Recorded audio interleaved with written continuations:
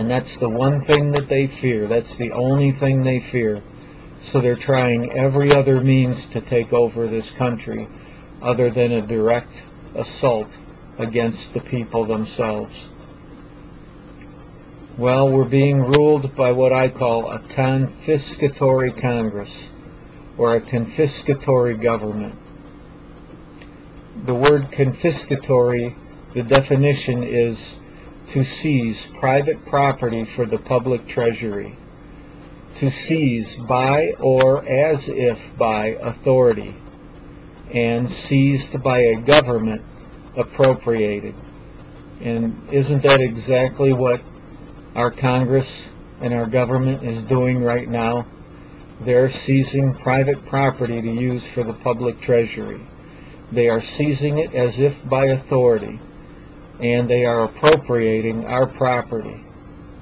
In other words, this $1 trillion stimulus package that Obama talks about, bailouts, the Wall Street bailouts, the housing bailout, the housing package, all these hundreds of billions, trillions of dollars that they are taking out of the treasury is coming out of the pockets of the people. It's actually the private property of the people. And it's their plan to destroy the middle class. In effect, they created the problem in the first place. And lately I've heard more and more voices coming out on the news media talking against the unions, against government employees, whether they be federal or state, and coming out against the Social Security system, how we can't afford it. And all these voices are being raised saying, we cannot afford all these benefits. It's funny to me that the very people they attack are the ones who actually do work, who actually have produced something. They come out against the unions, against government employees, and against anyone who's done anything in their lifetime and earned money and put money into the system. They never talk about the welfare state. They never talk about all the people on welfare. They never talk about the people who have never done a thing in their life other than collect a check.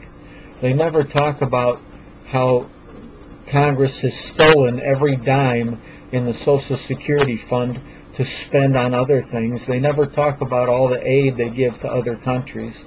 They never talk about any of the 1,000 other ways that they've wasted and squandered money, and in addition to giving it to all their rich friends on Wall Street, and all their rich friends in business, and all their rich friends at the top, and all their rich friends in the banking industry.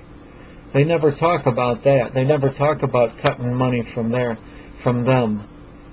This is a distinct attack upon the middle class, the vast majority of the working people in the country of America, which is, by and large, the only obstacle to them completely enslaving this country, and only because a good majority of the middle class are armed citizens. And another way that they're confiscating money, look at what they're doing. What they're doing in Iraq is the same thing that they did in Vietnam back in the 1960s, 40-some years ago. It's being repeated over again. And I was young once, and I was naive, and I believed what they told me on the news, and I believed all the everything that they told me and all that I heard. I didn't know any better.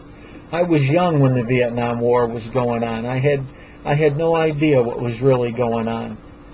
But once I got a little older and I got a little wiser, and I talked to Vietnam vets, and I started to investigate what was going on, I realized that this was a war we were never meant to win, that it was basically another killing field. Only we were killing our own people. And it came to me, when I realized what had been done, it came as a shock to me.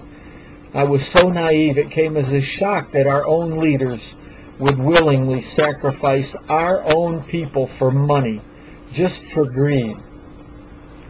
And now I'm no longer shocked by that. I'm not shocked by what they're doing in Iraq.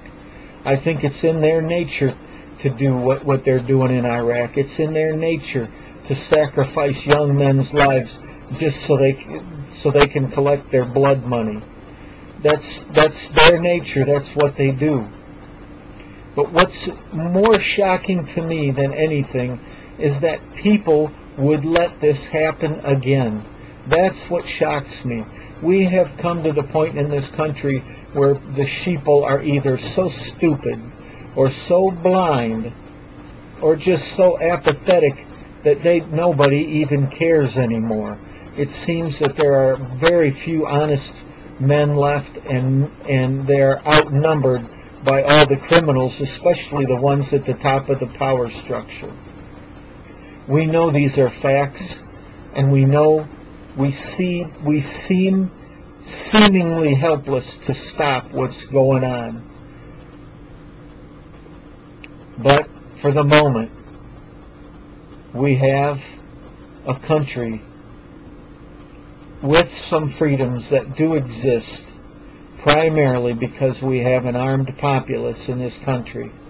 And they do not want, one thing they do not want is a violent revolt.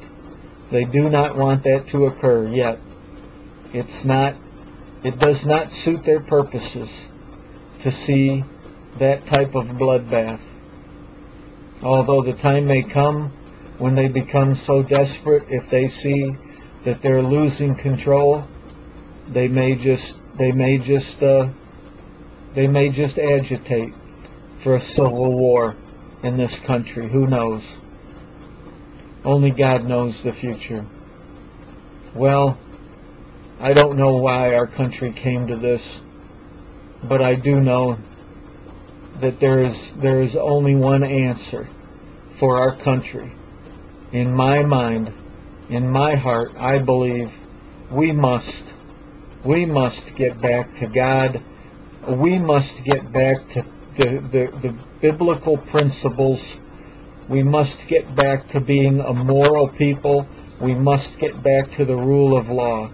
Without a morality based on the laws of a creator, of a higher power, there is nothing standing between us and the people at the top with the power to save us out of their hands, especially when the people are going along with the program so willingly. Anyway, peace. I'm the New World Order.